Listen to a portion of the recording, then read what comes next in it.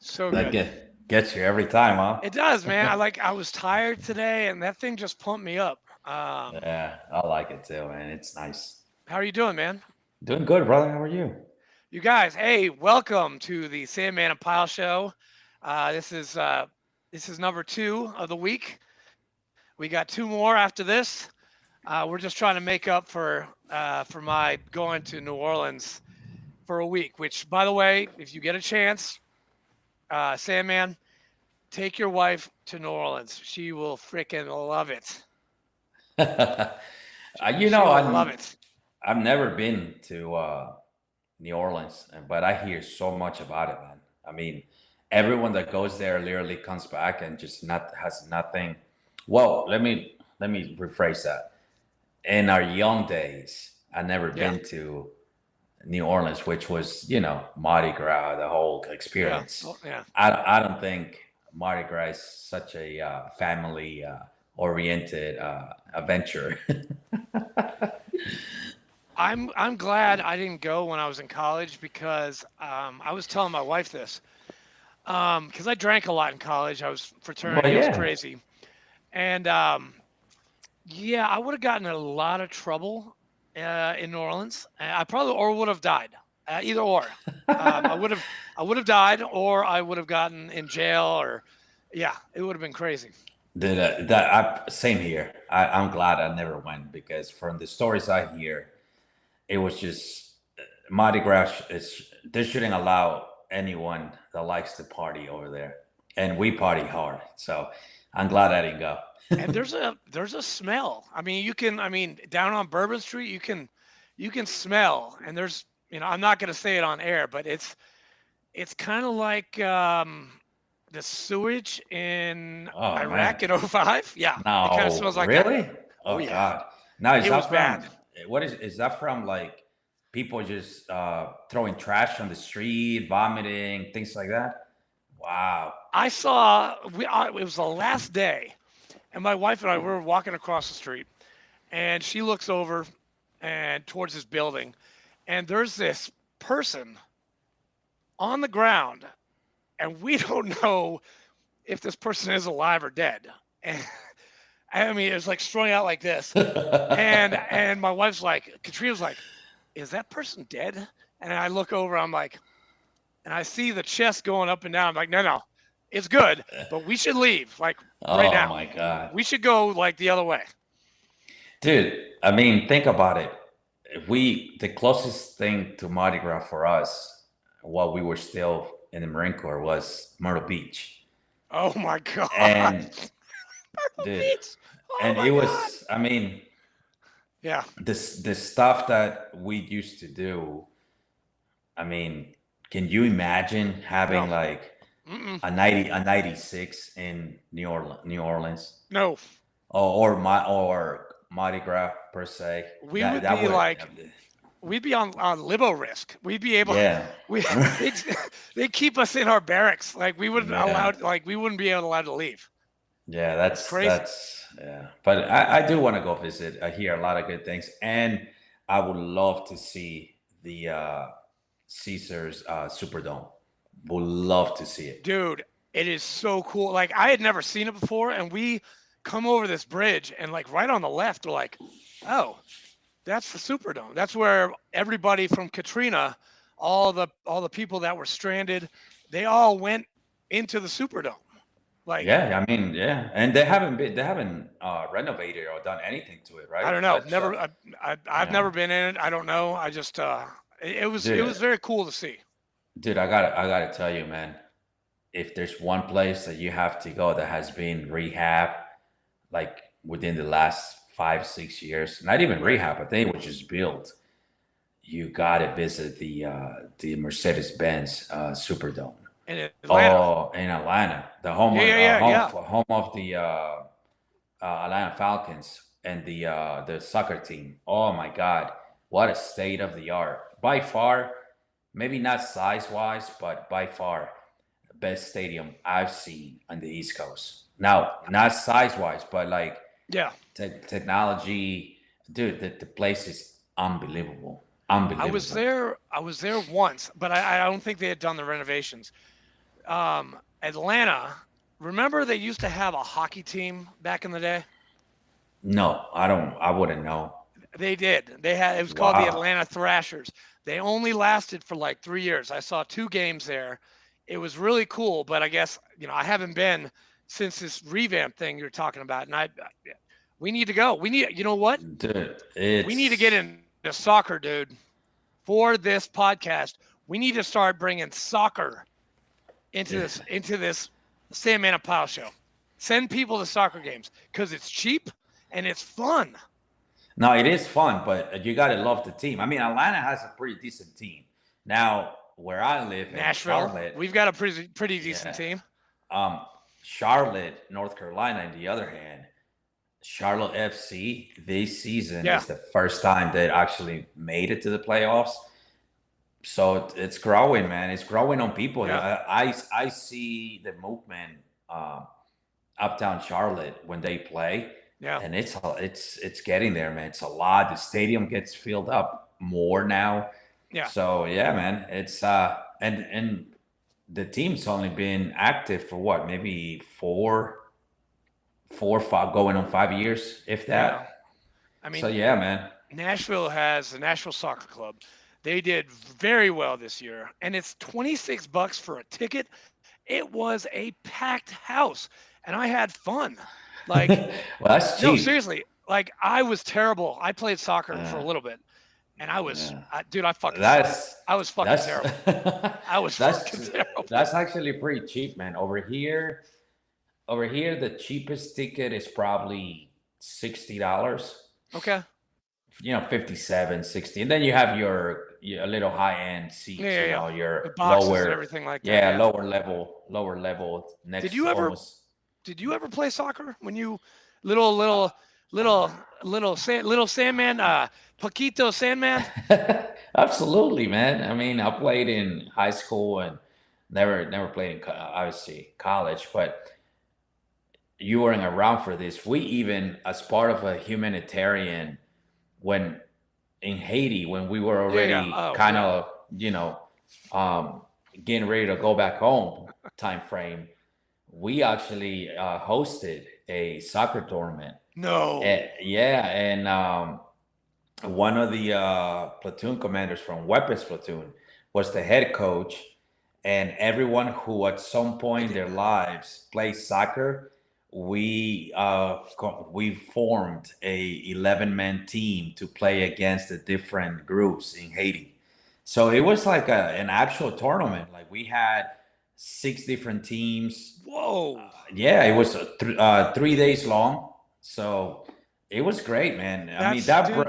it was kind of like bringing the community together, Yeah, I did and not. it, You know what? I had never heard that yeah, and at it's so all from crazy. any of the Salt Dogs. Yeah, and it's so crazy because whenever that was going on, only the Marines that were playing in the tournament were allowed to wear the this green skivvy shirt and green skivvy shorts. Hmm. So here we are in the combat zone, with skivvy shorts And you're green on greens. and green on greens, and Hey, did Pereira play? he wasn't. He wasn't. He was too green to be part of that.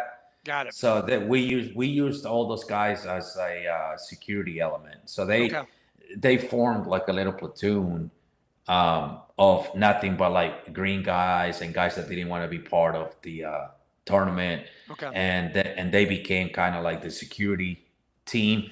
So those guys would ride out on a convoy, close out the road, the area, the soccer field, and post security throughout. So That's yeah, it cool. was fun, man. I forgot about that. Yeah, it was really really cool to that. We got our asses kicked because those Haitian players, man, those guys are no joke. Yeah, I hear they're pretty good. Hey, we're still waiting. Hey, our guest hasn't chimed in yet, so I don't know where he Uh, is. So guys, I'm sorry. We were supposed to interview Robert Oliveris, 3-7 Marine, and the past National Military Order of the Purple Heart commander. And if you are watching, Robert, TikTok. I know I talked to you about this, and Yeah, I'm sorry. We've rescheduled him a couple times. We're gonna give him a couple more minutes. To maybe he's got to do something. He's in Washington, and it's well, different time zone, 3 hours away or something like that. yeah, and So for the first timers, it's yeah, usually a little bit of a struggle with because they gotta download the app. Yeah, Yep. yeah, it's crazy. So we understand, but we also understand the fact Oh, that he's he trying to jump probably on. Oh, there he is. There he is.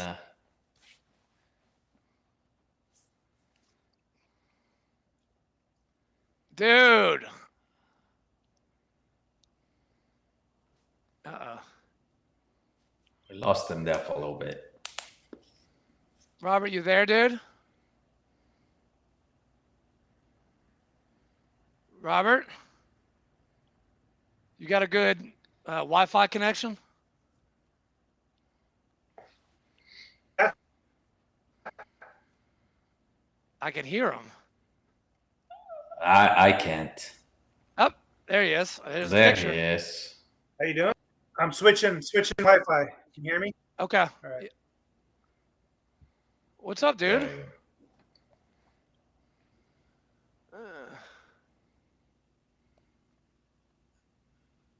All right, he's frozen now. Yeah. Take your time, man. Hey, you're a past national commander. We will wait for you. It's not a problem.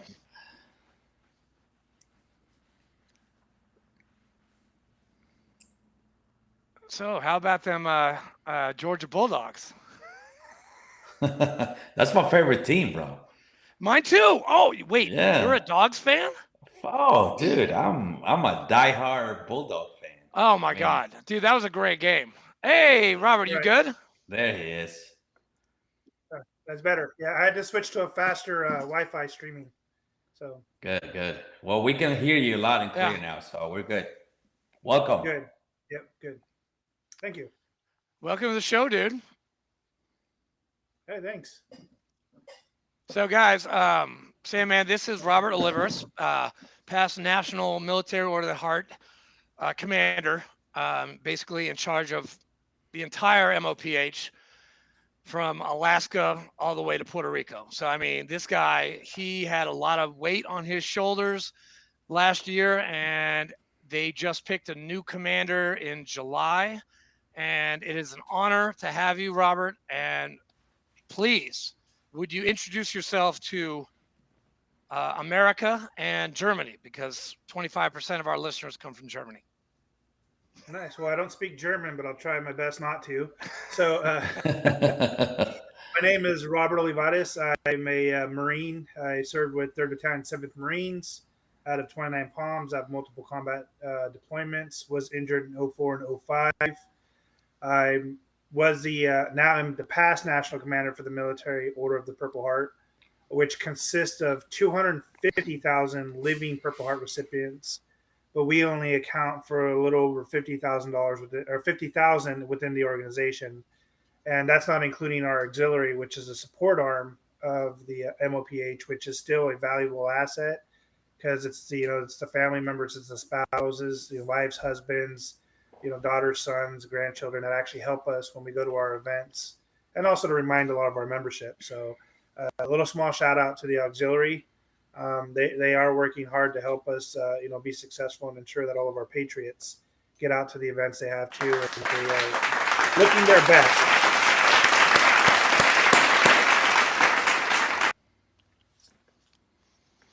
That's great. That's fantastic.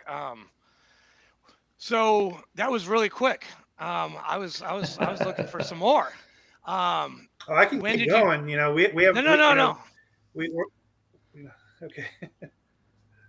Where'd you start? Like Paris Island, Hollywood Marine, SOI, like all that kind of stuff. Like give us a 411.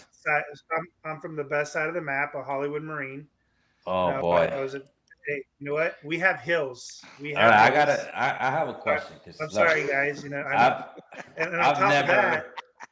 I've never This will be the very first time I've ever will hear a testimony from a West Coast Marine. So please give me the meat and potato. Well, I am Of so glad that I can grace you with my presence. yes, because we don't usually.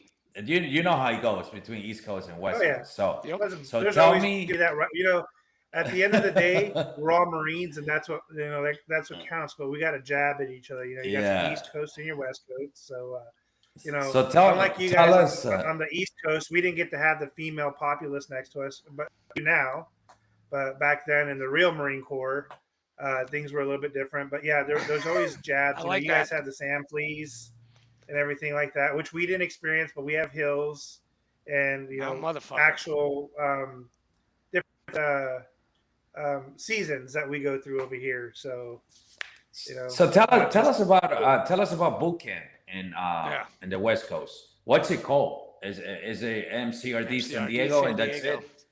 yeah, so MCRD San Diego, just like you got Paris Island. So it's actually pretty cool and humbling to see boot camp right next to the airport and watch everybody be able to fly everywhere while you're just surrounded by fencing and trying to become one of the best. So we see the freedom birds flying. I don't know about Paris Island, but you would just look over while you're getting some training, and you and just alligators see and lucky shit, civilians being able to go eat whatever they wanted and sleep in their Wow. beds.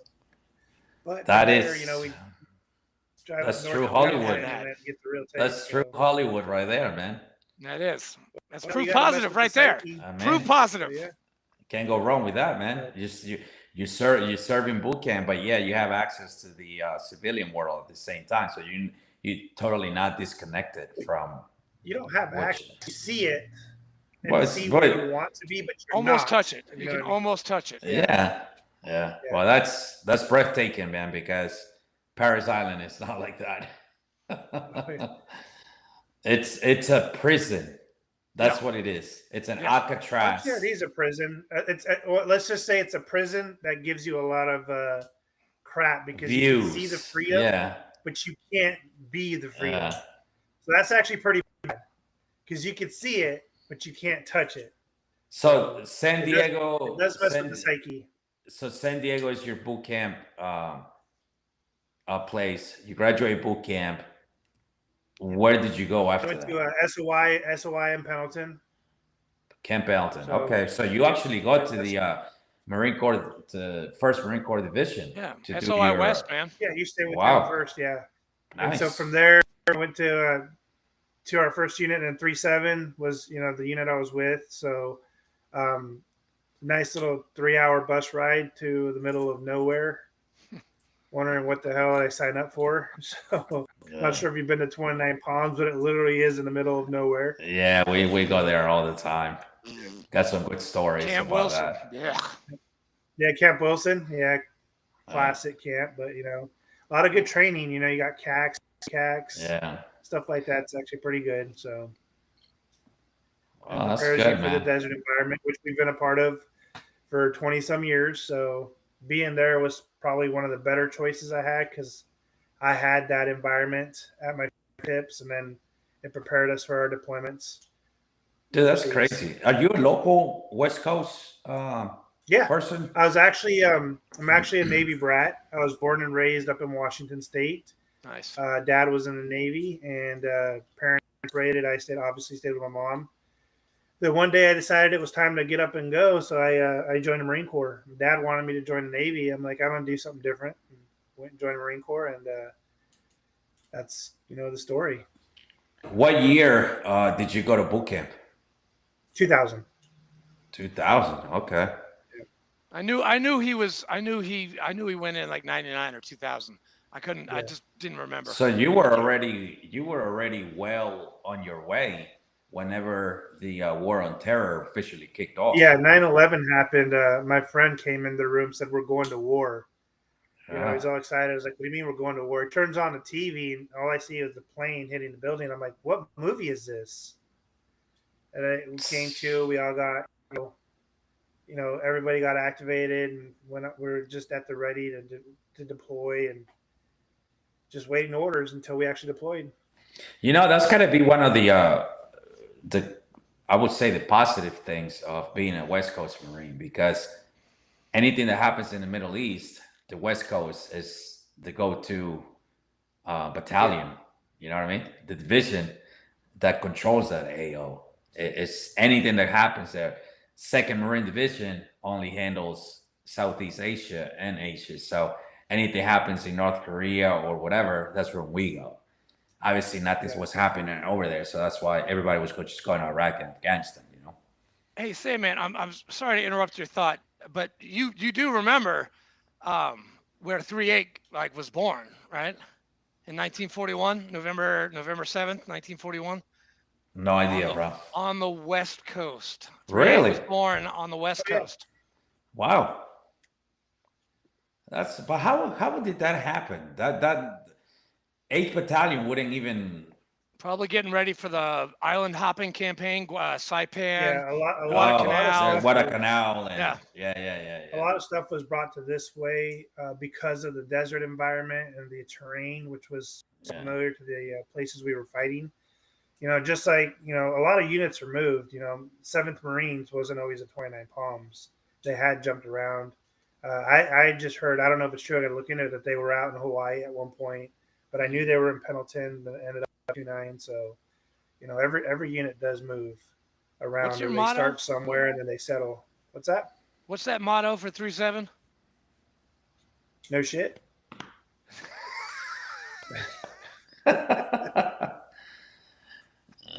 It's a good motto. That's a good. Actually, that's a good motto. I just got it. Oh, hold on 1 second. So let's see here.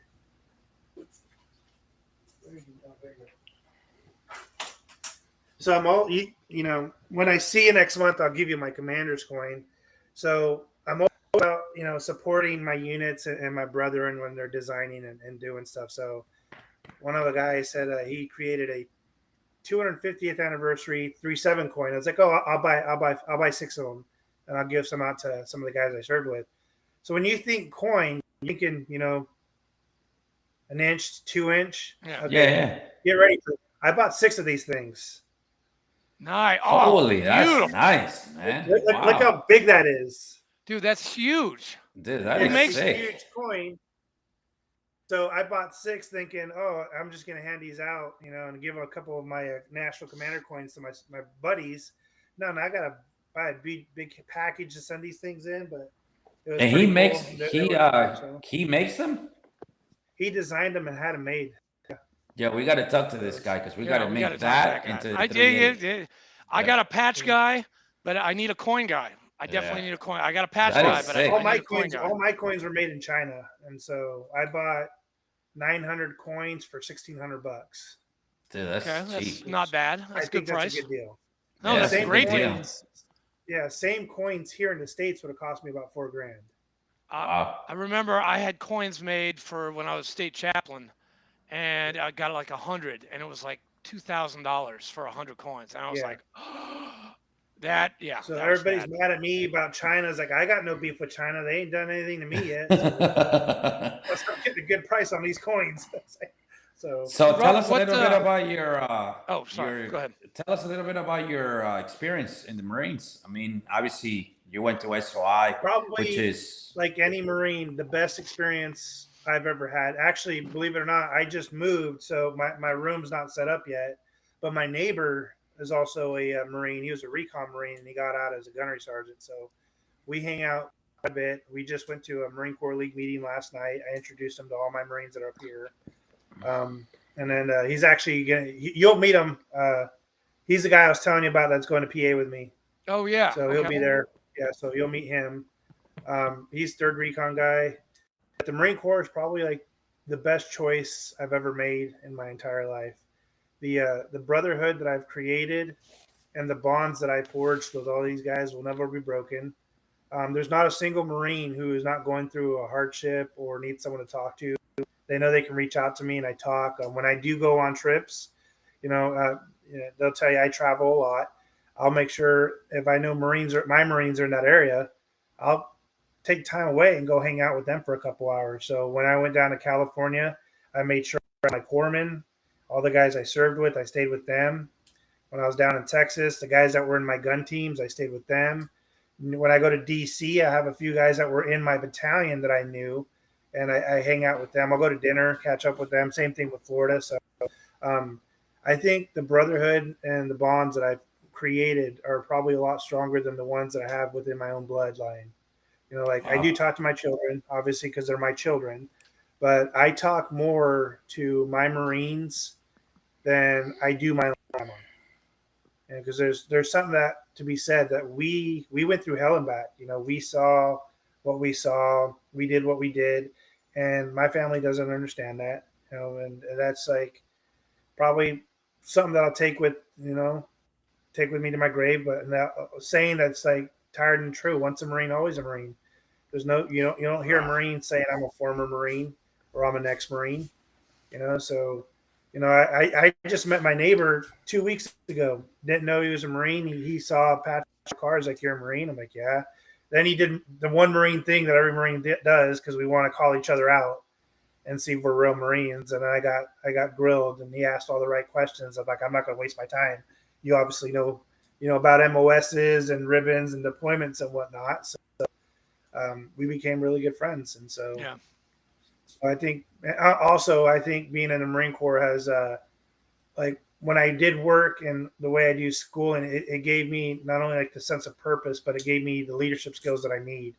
Ever since I got out, there's never been a time where I was at the lower rungs as an employee. I quickly progressed to manager, general manager, and was able to run companies after the Marine Corps.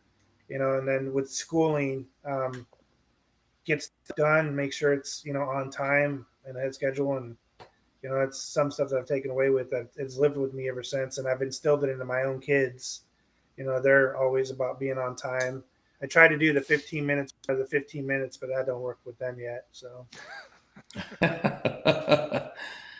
So obviously you go through all that in the Marines. How old were you when you got out of the Marine Corps and started your adventure as a civilian and into what you're doing now?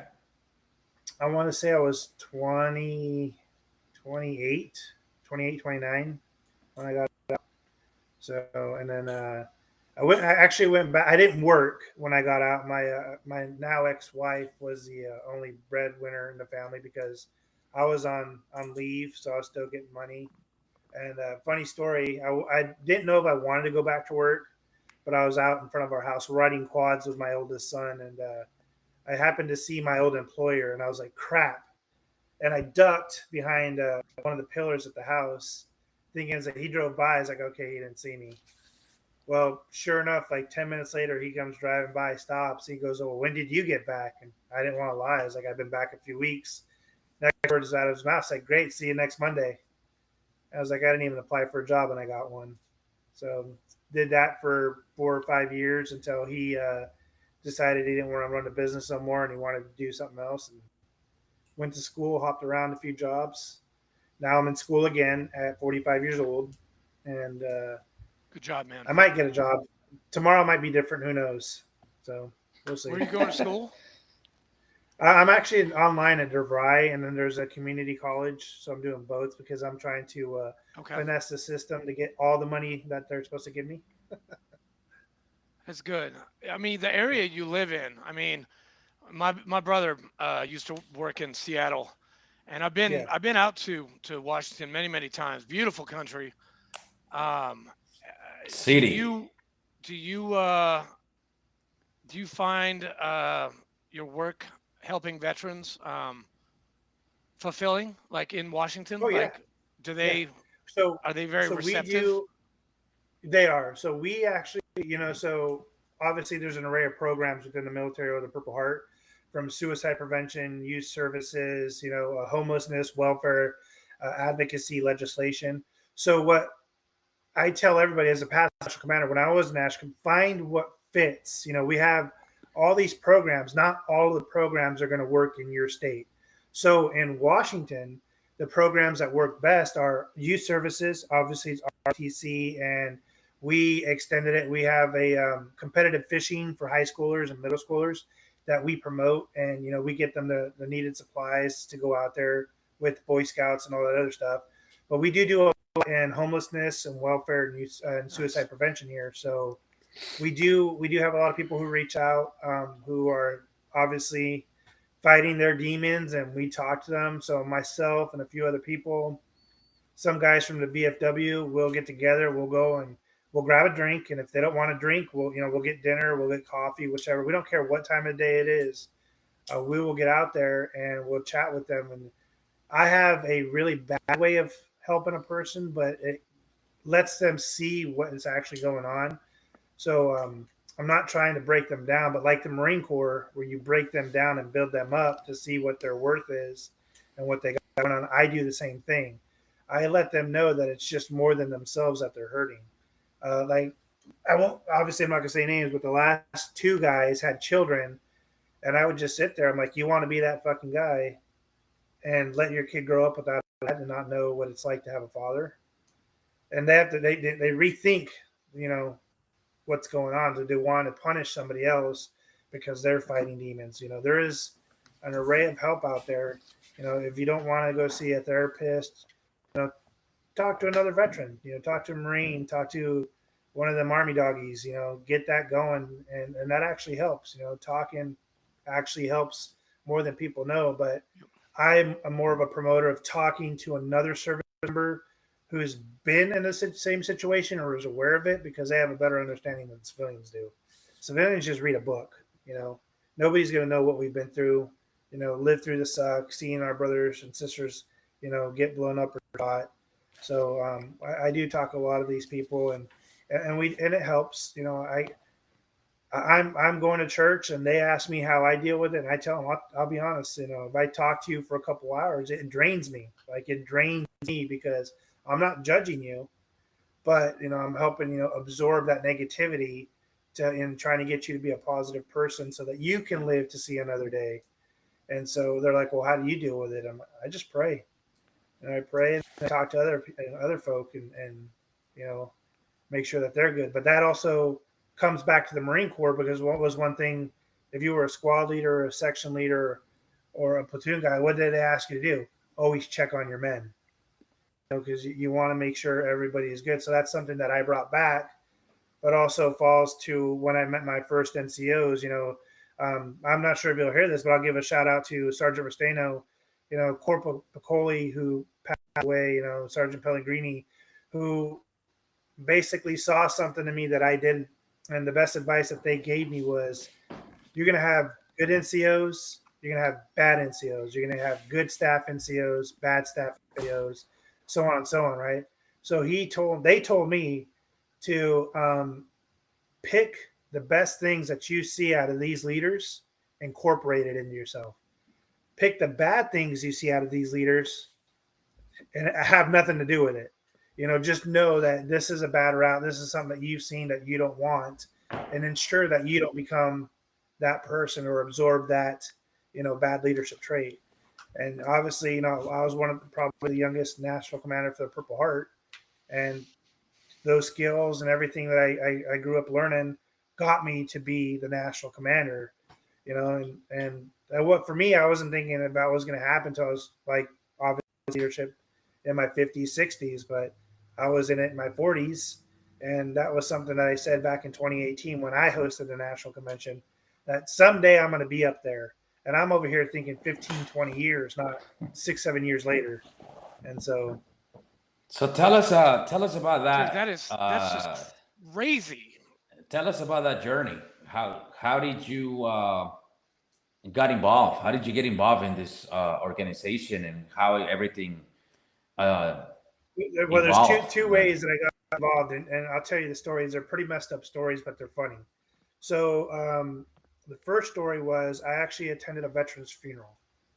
And this is before I got heavily involved with like the Purple Heart, the Marine Corps League, the VFW, the American Legion. There was nobody there to pay their respects to that veteran, which really upset me.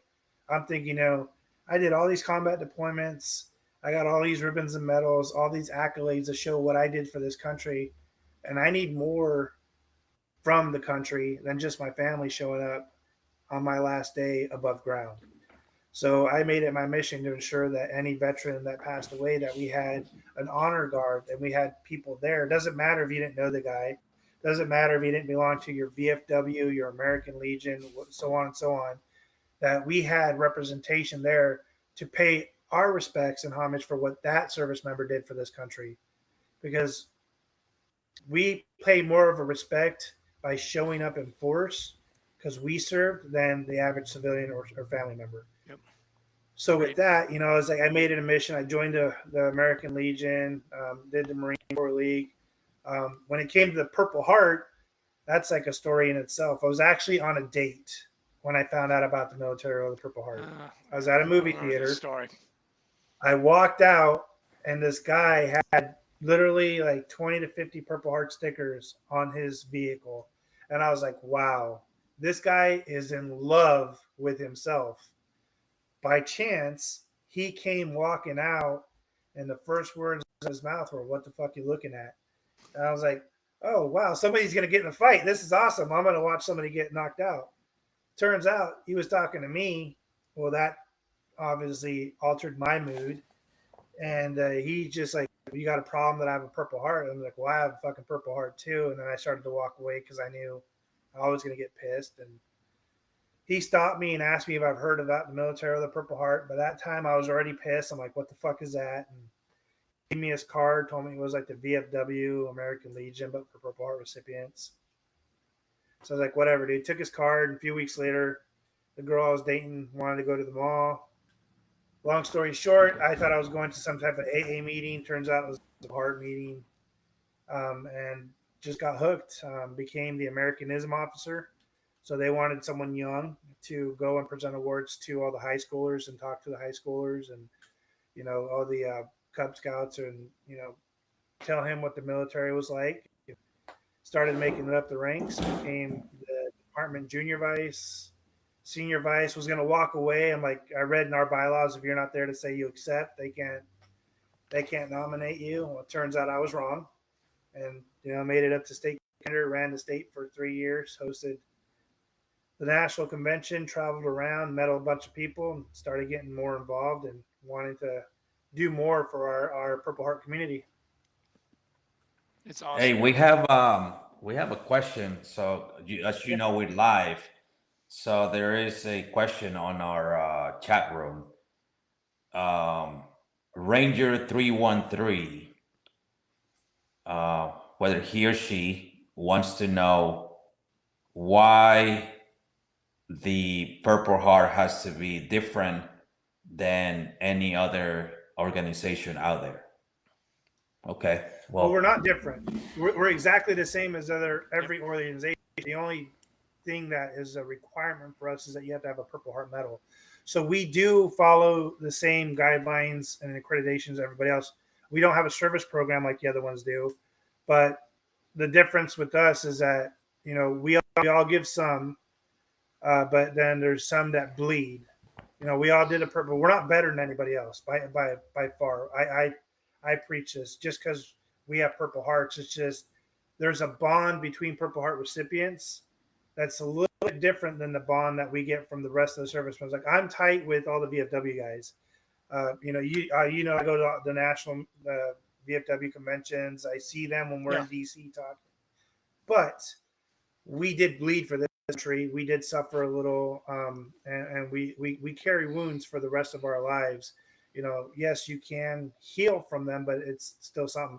I'm carrying scars from 2004 that'll never go away. They've offered to do the skin graft, but I'm like, it's the way I remember what I've been through. But we're not better than anybody. It's just we have in our possession the oldest medal that this country has. From the military bachelor to the Purple Heart.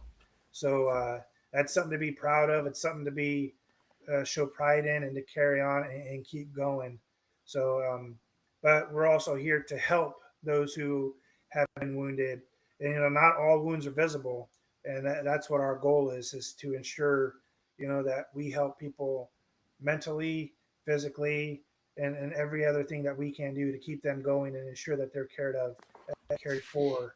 So but we do push the same legislation and talk with other VSOs, veteran service organizations, to try to work and make sure that all our veterans are taken care of.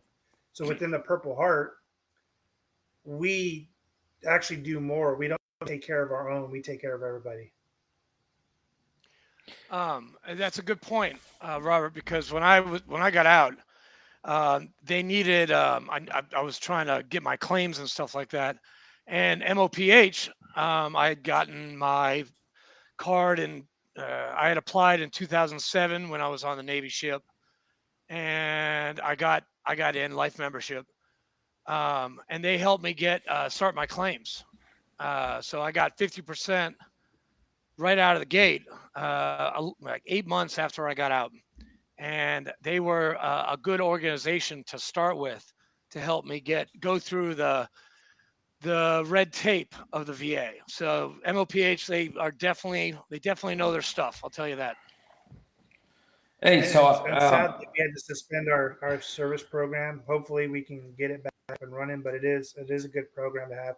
Also, with being a Purple Heart recipient, I know they honor all veterans at sporting events, but it brings something home to our recipients. Even if they don't belong to the MOPH, to be recognized and let everybody know that, yeah, we might have gone to war. You do have people that weren't injured and got lucky, but those are there who actually, defended not only this country but the civilian populaces of other countries and were wounded but came back and are still giving back to the community. So that's always a great thing to have out there. yeah, unfortunately, Purple Hearts have become obviously with the war on terror, Purple Hearts have become a very sensitive subject among service members. Because like you mentioned earlier, you have physical scars that earned you that medal, right? Other Marines, other Army, Air Force, Navy service members might not have the same bad luck that you had, but yeah, they share the same medal that you have. And I've noticed that a lot in recent years, to where Purple Hearts are just no longer, like you mentioned, you need to physically be hurt, you need to have something drastic happen to you.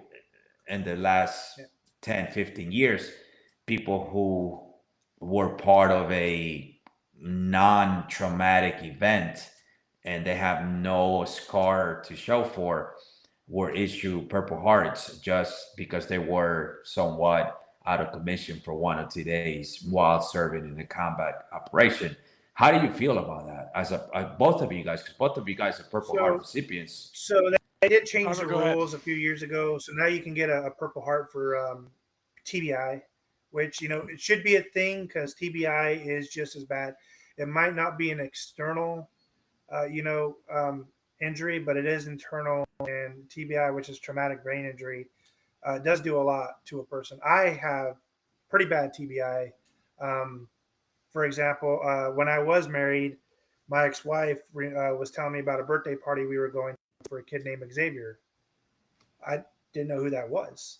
I did not realize that my cousin Christy, who I grew up with, had kids. So the last time I saw her, that's all I remember. So it sort of kind of sucks to grow up and or grow older and have a lot of your memories erased or obviously blocked because of the experience and all the stuff that you were suffering through.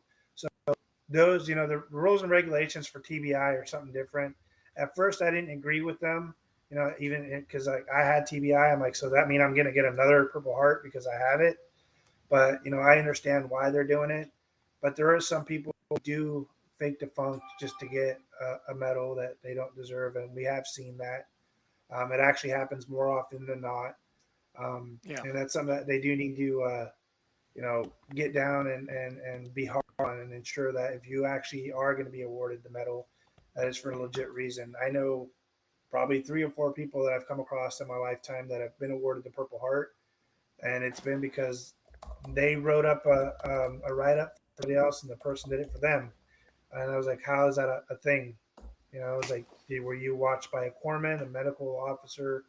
And they're like, no. I'm like, well, that sucks because I had to get a whole write up and I had to be looked at, and it had to be said that I was actually wounded for me to earn this, and you just wrote a piece of paper. So I understand where people are coming from, but you know, that's something that we would need to work on in the near future, especially as we got stuff coming up. Hey, Robert, when did you get your Purple Heart? In 04 or Oh 05? three, 04, 04 and 05. 04. Yeah. In Iraq? Yeah. You know, So can't wait tell to go us. back. So you're so you obviously the national commander of this organization. What does the organization? What's the purpose? The main purpose of this organization for Purple Heart recipients? Well, it's not only for Purple Heart recipients. So we advocate for everybody. So we advocated this last year. We actually tested. Oh, this year we testified to Congress, and when we testified, we made it more than just about Purple Heart recipients. You know, we testified about the Green Alert, which is it's like the Amber Alert and the Silver Alert, but the Green Alert it covers not only service members but first responders. You know, I'm not going to take away from the first responders who see trauma on a daily basis and don't know how to cope with it and need that type of help, but they don't. You know, just like Marines and service members, we have too much pride to ask for help. But with the Green Alert, it's an awareness to help look for that person to get them the help that they need, you know, and it's us reaching out to them instead of them asking us, but it makes it look like it's an even playing field. We had the Healthy Heroes Act, which was, it's just a reform of the VA, you know, a lot of the depression, you know, a lot of suicides and everything else could be prevented with a few minor adjustments to the VA. You know, unless you're 100% or had mouth issues when you got out, you don't get dental. So with the Healthy Heroes Act, you know, all we're asking for is a cleaning once a year. You know, every 6-7 months. That would change the outcome of a veteran. You know, it would improve their health. It would improve, you know, how they see themselves. It would improve, you know, their mental clarity and all that stuff. And so that was something that we pushed, and we worked with other organizations to try to have them, you know, pushed out as well. And then we also talked about the holistic approach. You know, we got to stop feeding our veterans, you know, constant medication because that's not helping. It's just drowning a problem. So with the holistic approach, you know, we went more than just, you know, obviously doing shrooms or smoking weed. There's other ways to help veterans. You know, here in Washington, we're one of the leaders. We have a very big holistic approach from, you know, Eschatarian, where we got veterans going out and, you know, grooming horses, riding horses, doing all that stuff. And then we have veterans who actually farm. And that helps. And then we have, I forget what it's called. Yoga, It's Tai where they Chi. put the veteran in a tub, and it's like it's no sound, no nothing. Immersion. I haven't done immersion yet. therapy. Immersion, yes, immersion therapy that helps. You know, and then you know we did a few other things that helped, but we also do a lot of advocacy for veterans advocacy, women's advocacy, but we do a lot of youth services. So we really big into ROTC. This year was the first year that being a Marine, which was a plus, I partnered with the Marine Corps League. And then you guys have the Junior Marines. And so we give them a leadership award, which is something that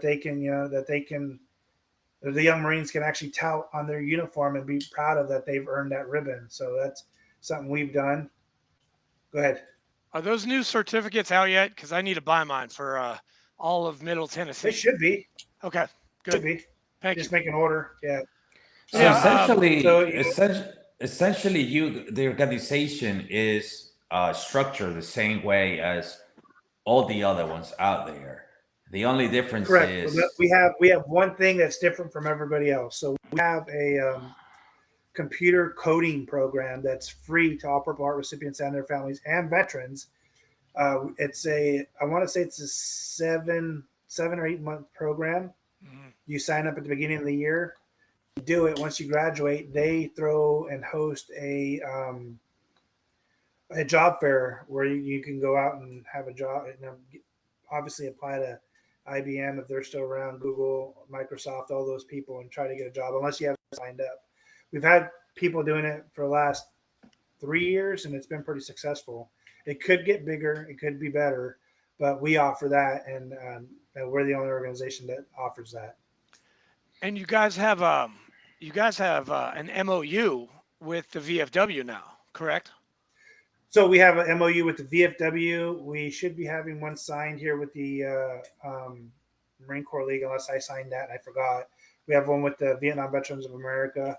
So yeah, we want to work with these other organizations, and it's not so much to take membership, but it's to help each other out, and all be on the same program. Because if we push the same issue, the chances of it getting done faster and being put out before a veteran is going to be a lot greater than us working as individuals. So Yeah. if we work as a team, we can get more done.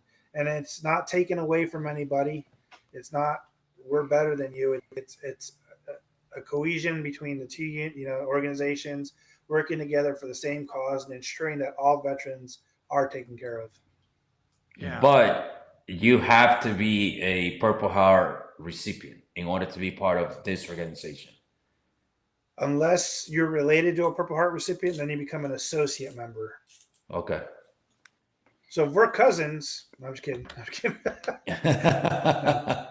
You have to be within the lineage. So if you were a Purple Heart recipient and you had a son and a daughter, they could both join as associate members. My kids are associate members. So the benefits that the organization offers is strictly, I guess, to the point of the viewer that asked the question. All the different benefits that you mentioned just now are only provided to members who were awarded the Purple Heart and their associates, or to any random service member? All service members. So any service member can join the organization, and no, you have to be a Purple Heart. Okay, let's say you need help. This is under the welfare line item. Let's say you fell behind on your bills and you need help. Mm-hmm. And the Purple Heart's the only organization that's there in your area. You can actually come to us. The local chapter will yay or nay it if they have the funds. If they can't help you, they'll bring it up to the next closest chapter or the department, which is the state, and they'll assist you. You don't have to be a Purple Heart recipient for us to help you, because we've helped plenty of folks that weren't Purple Heart recipients. So we have the MOPH fund, which is our fundraising arm. The department commander of Georgia came to us, said that a veteran's home burnt down, brand new veteran's home.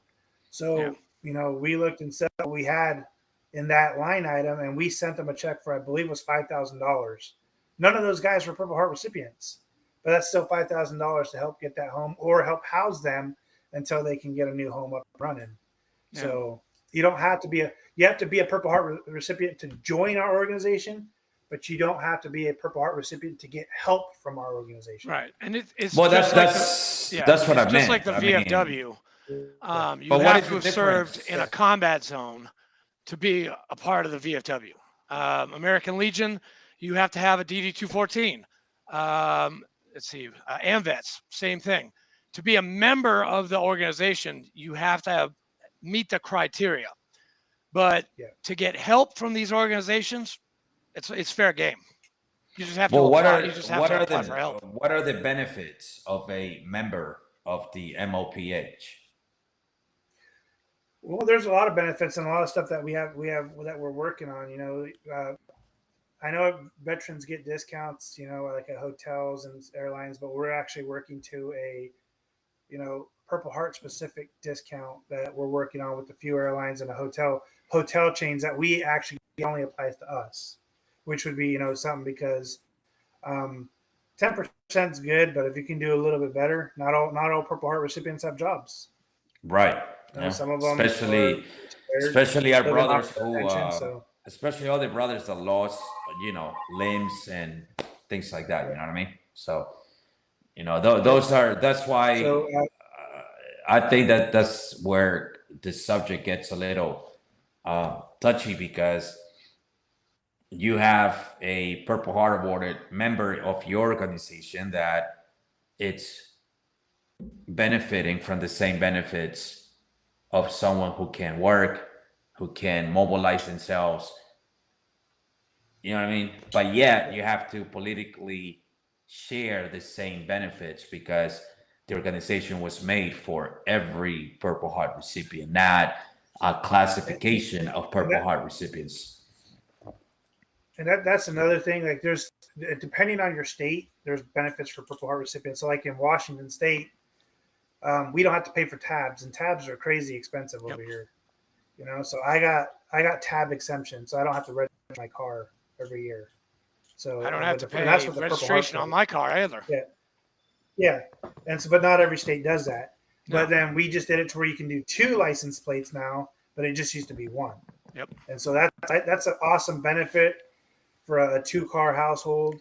You know, that's anywhere from $100 to $1,000 that they don't have to pay for that Of course, year, yeah. and that helps, especially where we're at, because the cost of living over here is pretty high. There's benefits that we get state-wise for parking and for I know they've opened up to everybody for national parks and stuff, but Purple Heart recipients have a little bit more leniency with the local parks where they still ask you to pay because the national cards or the state cards don't work there. So those benefits are nice because that's a donation or $5-10 that we don't have to pay to enter a place. Well, to take that's our awesome. families to. I mean, it sounds like you're very involved with everything, and that's my hats off to you, sir, because we all need people like yourself and people that you work alongside with to be the face and be that support element that we all need. So, great job doing that, and I commend you for thank that. you, Robert. So, yep, You thank were you a very great much. commander. Thanks. It was fun to work under you as your chief of staff for Tennessee, which I'm really trying to get Tennessee back on the scene, and it's painful. Yeah, I know what But your it's gonna speed bump happen. is over there. So, yeah. Yeah, Well, we I look gotta forward get to seeing you. I'll bring you one of my coins. So, Yeah. we got to get Charlotte in the map. We have nothing We don't related have to. there's you not guys an have you MOPH in guys have Charlotte. tattoos there? What's that? Pretty sure there is.